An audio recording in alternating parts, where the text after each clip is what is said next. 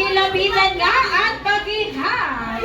Ayan, sige, Jollibee. Ayan. Okay, sige, pag-ibigay mo naman ang special gift mo para sa kanya. Wow! Nagigamit ka lang ng bouquet. Hindi, joke. Sige, bigay mo na yung special gift mo. Ayan, nakanisan ko. Gusto nyo ba magkita? Sumayaw si Jollibee! Okay, gusto ni Jollibee na isang malakas na palakpakan! Okay, sige, upo muna kayo, kids.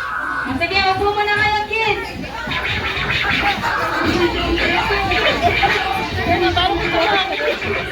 Here we go now, here we go now, here we go now.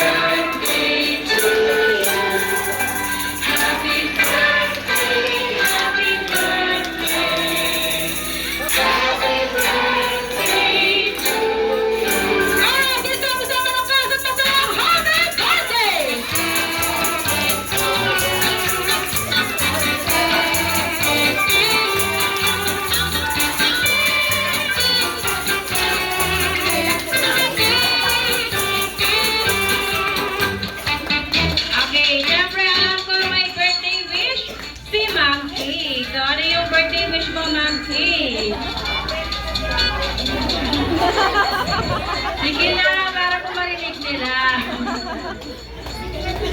Secret na lang. O sige, secret na lang daw po yung wish ni Ma'am Kate. Siyempre, hindi naman magpapahuli si Jollibee dahil si Jollibee meron ding wish para kay Ma'am Kate. So, Jollibee lang nga yung wish mo. Dalawa.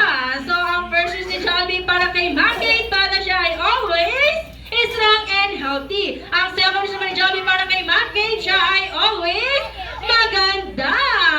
Like, o sige, pili ka nga sa mga guests na nandito. Sino yung katulad na maganda ni Ma'am Kate? Sige, sa mga guests, O sige, pili. Lapitan mo, Jollibee. Sige, lapit. Wala kang mapili.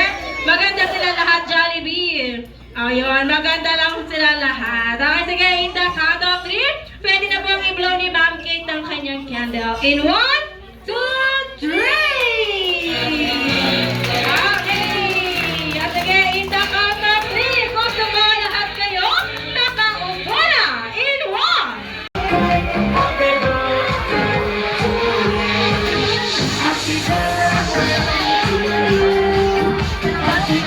Ni Ma'am Kate.